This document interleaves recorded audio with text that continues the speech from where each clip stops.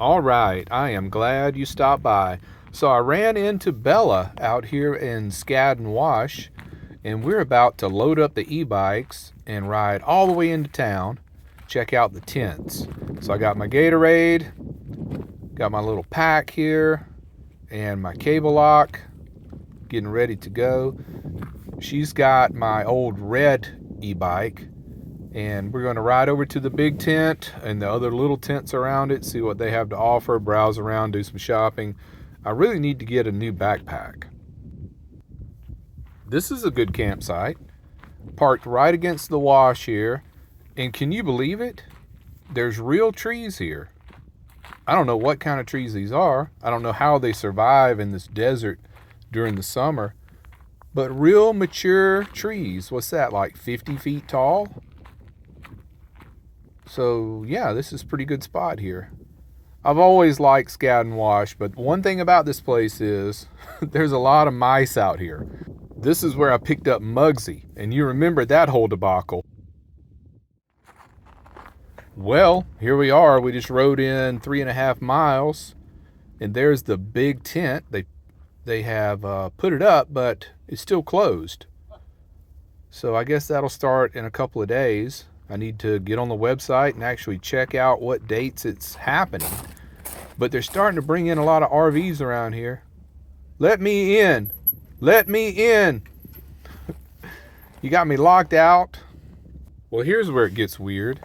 I failed to take any more video over browsing around the tents. You know how your phone is hard to see in the bright sun? So all that time I was over there, I thought I had the video going, and I was just hitting like the camera button for photos the whole time. You're a lousy YouTuber, Maddie. Anyway, moving on. It's a few days later, and I have found a new campsite. Bella's gone on down. I think she went on toward Gila Bend. And I like this area, though. This is a good spot. Not too many people around. I needed a break from the crowds. The dust has been driving me crazy. The wind. And it's a little on the chilly side today, about 60 degrees for a high. So I'm just going to chill here for a couple more days and then probably make my way over towards Schoolypalooza in Ehrenberg. I'm still trying to shake off these winter blues. You know, I just haven't been motivated or excited about anything. I mean, every little thing's just humdrum. I don't really care. You know, that kind of attitude, which is not normal for me.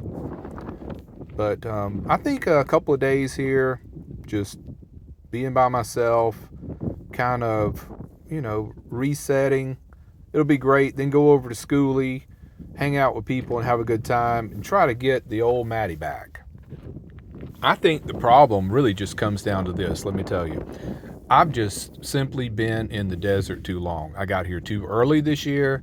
I came a few days before Halloween, and the only reason I did that is because I had some packages I needed to order, had to have them sent somewhere, so I thought might as well go ahead and just have them sent to Quartzsite, go a little early, and it's just too early. I should not have been here until like mid to late November. I'm anxious to get my Mexico trip over with. You know, the only reason I'm going there is to go to the dentist, just like I did last year. And that's not until the 27th of January. It'll probably take 3 days to get everything done, just like it did last year. And I dread standing in line to come back across the border every day, 3 days in a row. I really dread that. Oh, I went and I talked with Hobo Joe the other day. She's got her new little travel trailer. It's so nice. And it's really got me thinking about maybe getting one. And I think she might be wanting to go to Mexico too. I think Howie wants to go. I still need to talk to Yellow Wolf, see if she wants to go. It'd be fun to go with those three. Last time, Hobo Joe and Yellow Wolf and I went for the first 2 days, and then my third day, I was just roaming around Mexico by myself because they had already left to come back up toward Yuma and Quartzsite. But anyway, I'm just dreading getting back across the border every afternoon.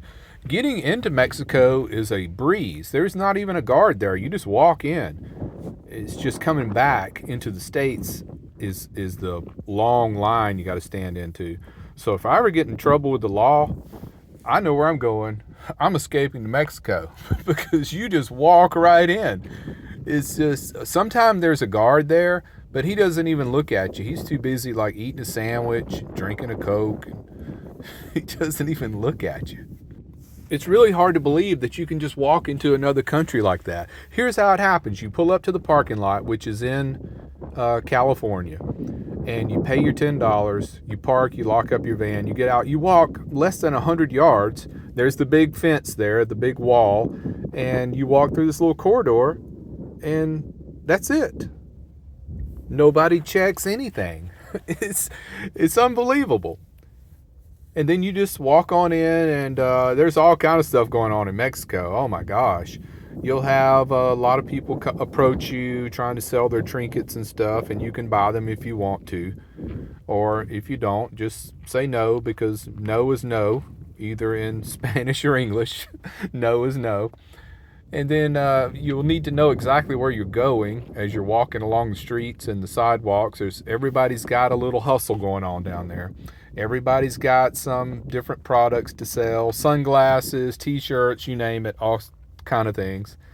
And the whole town is called Los Algodones, and the whole town revolves around dental, eyeglasses, and prescription pharmacies.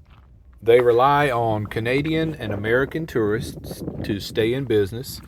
So the place is packed with people down there to get their dental work done and eyeglasses and prescriptions. And you will see pickup trucks riding around with 4 men in the back. They're all decked out in riot gear holding machine guns. And they are there to protect the town in case there's some kind of uprising or cartel stuff.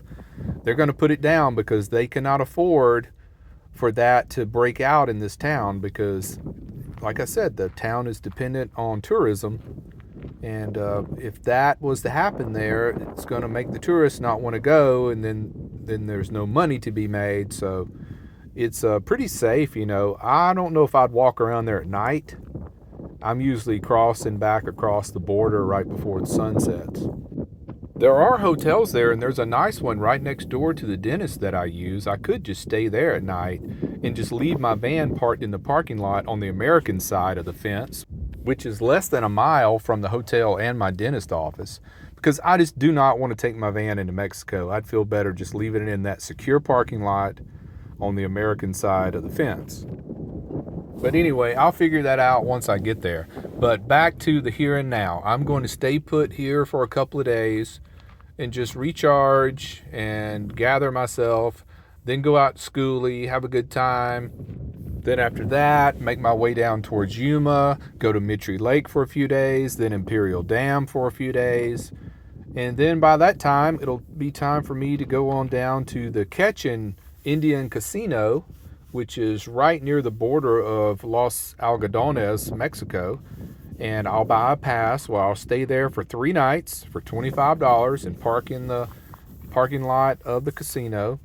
Casino's open 24/7, so if I need to go in and get food, go to the bathroom, whatever, it's just right there. And that casino is like 2 miles from the border.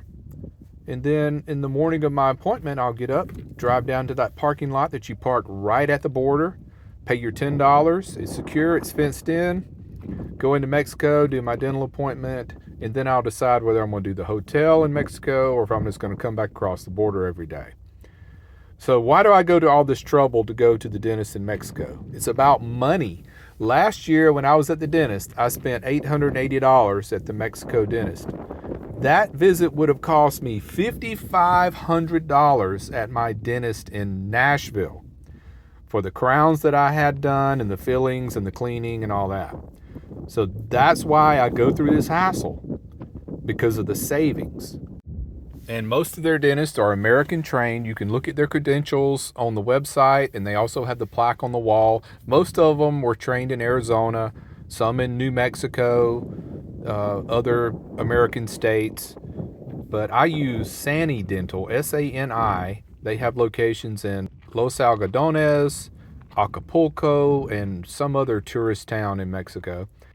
Oh, and here's something important. They take American dollars, they take American checks, and American credit cards, and everybody speaks English and Spanish there, so it's very convenient. All right, so I guess I've rambled on enough for today. Maybe I'll get more motivated to make better videos soon, but right now, still trying to shake off these blues. Thanks for putting up with me. Thanks for bearing with me through this weird time. All right, my friends, thanks for watching. Take care, be well, and smash the bell.